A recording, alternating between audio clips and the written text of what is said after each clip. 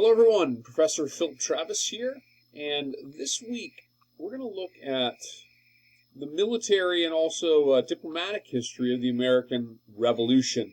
And the images you're looking at here, of course, you see here a Harper's Weekly. Harper's Weekly was a very famous publication during the latter 1800s, particularly, that offered many of these types of drawn depictions. And this, of course, is depicting the 1776 Battle of Long Island, part of the greater Battle of New York and the American Revolution. This, of course, is the British Navy depicted here. The ships of the line, which, of course, for those of you who know a little bit about the history of the British Navy, you've probably heard of the HMS Victory. The HMS Victory, famous for its victory in 1805 in the Battle of Trafalgar. Actually, that book was built during the 7 Years' War, and actually would have seen service in operations such as this during the American Revolution. This here, of course, is the acceptance of Lord Cornwallis's surrender at the Battle of Yorktown in 1781, a defeat that is generally considered to be the final moment in the American Revolution, even though there was much to be done in the actual Treaty of Paris. Ending the American Revolution doesn't end until 1783. And over here this is a depiction of Hessian mercenaries, German soldiers for hire that were hired by the British during the American Revolution to go to the American colonies and fight in that conflict. So this week, a few things going on this week. We do have a quiz this week, a reading quiz this week, and generally speaking, we also have a discussion forum this week, and generally speaking, we're going to be looking at the military history of the American Revolution. So a little, and we'll include this in the factoid for this week, a little kind of brief sort of history lesson on this. Of course, the nature of combat during the Revolutionary era, very, very different, obviously, than modern warfare, but also very different than many years of warfare or centuries of warfare before it. Of course, the age of gunpowder weapons that really comes to the fore in the 1700s. Armies were increasingly equipped, of course, after the advent and the spread of gunpowder technology in the 1500s and the 1600s. The 1700s, of course, this fundamentally transformed warfare. Cannon, firearms were really the end of medieval forms of combat, as well as medieval forms of defense as well. The Revolutionary Age, this general period of time, though, the nature of those firearms, you're generally speaking, and yes, during the American Revolution there did emerge some rifles, but by and large, infantry weapons during the Revolutionary Age would have been smooth-bore muskets, and they would have fired a large caliber musket ball, and as a result of this, they would have fired at a much, much lower velocity than rifles, of course. By the time you get to the American Civil War, rifles are widespread. The musket, though, fires much lower velocity. It is a far less accurate weapon.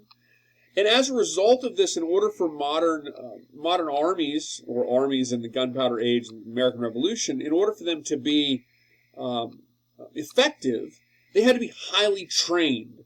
So in the modern sense, the modern sort of age of drilling and training soldiers really emerged from warfare in the 1600s and the 1700s, because in order for armies to use gunpowder weapons effectively on the battlefield, they had to be highly trained. They operated in infantry squares, and they had to fire volleys consistently. And oftentimes the usage of drums and these types of things were used to single those volleys, especially on battlefields at that time period. You would have been talking about a tremendous amount of smoke and noise. And, of course, it's very important as well to not only fire in volley and load together, but also to not break ranks when the opposing force exerted or exacted a level of casualties on you or sought to charge your infantry square with the cavalry or something like that. And so this era of time really gave rise to military drilling and training. The roots of the organization of the modern military really has its links to warfare in the early 1600s and 1700s. Armies fought very close quarters too, and again, they would have been, and there were rules of combat as well. And the Americans in the Revolution often violated those rules of combat out of necessity, of course. The uniforms that armies wore, so the redcoats, for example, who became associated, like the British soldiers, a professional army, you would have always wanted them to have their leather always polished anytime you could. The redcoats were worn and these types of things. All of that to provide a sort of imposing look, an intimidation on the opposing army as you moved in formation into a combat position, again, in fairly close quarters at this time period. Now, during the American Revolution, when the war began, the revolutionaries were a little trained. There were very few formally trained soldiers. Most of the folks fighting in the early phases of the combat were really sort of farmer militiamen, and they lacked training. And as a result of this, in the early portion of the American Revolution, the Continental Army of George Washington faced a series of pretty significant defeats. And actually, their greatest success was not to be defeated entirely and to escape the armies of General William Howe, who, of course, very much sort of adhered to the continental rules of combat. The factoid, of course, for this week, well, not of course, but the factoid for this week is that the American Revolution, the success of the American Revolution, and really perhaps, one of the more, the American Revolution is a rather romanticized conflict in American history. Americans tend to think that this was something that was won exclusively because of the sort of techniques of Americans, because of the great commanders and leaders of the American Revolution. But in reality, the American Revolution really was a success largely because of the participation of foreign people and foreign powers. There's a couple of examples of this. So first of all, if you look at the military itself, the individual most responsible for sort of drilling the American Continental Army into a sort of a worthy force of combat with a large European military like the British was a Prussian, Baron von Steuben, who came as a volunteer. He was actually almost arrested when he came to the American colonies, almost arrested by the American revolutionaries because they thought he was a person in service of the British.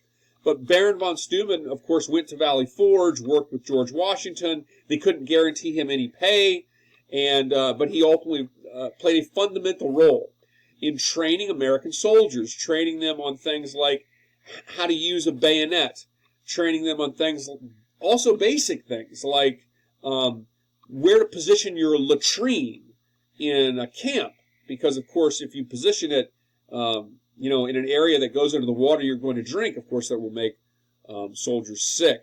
And Baron von Steuben was really fundamental, a Prussian who really came to the colonies during the war and really was responsible for sort of the organization of the American military, the Continental Army. And then, of course, in terms of great powers, international relations, the American Revolution was made possible probably more than anything else by the alliance with France.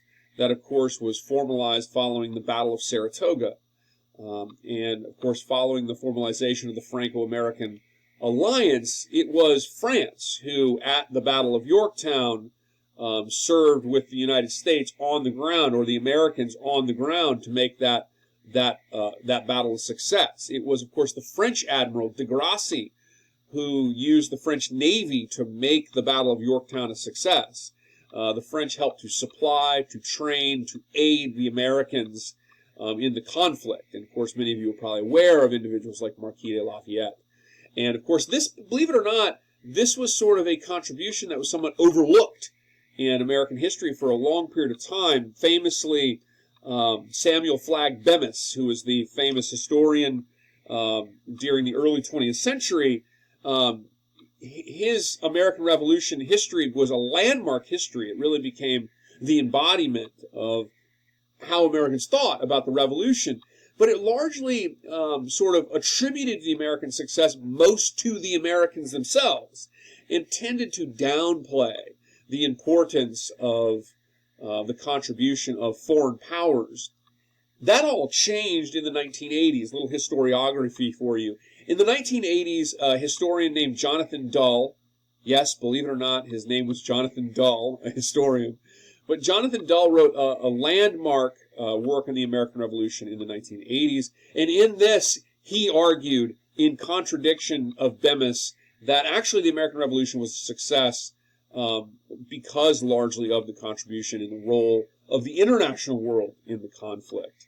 Obviously, it's not to discount the important contributions and efforts made by colonial fighters and figures like George Washington and so forth, but simply that without the assistance of the international community, particularly the French, who aimed at really taking Great Britain down a peg, without that assistance, it is difficult to imagine the American Revolution could have been a success.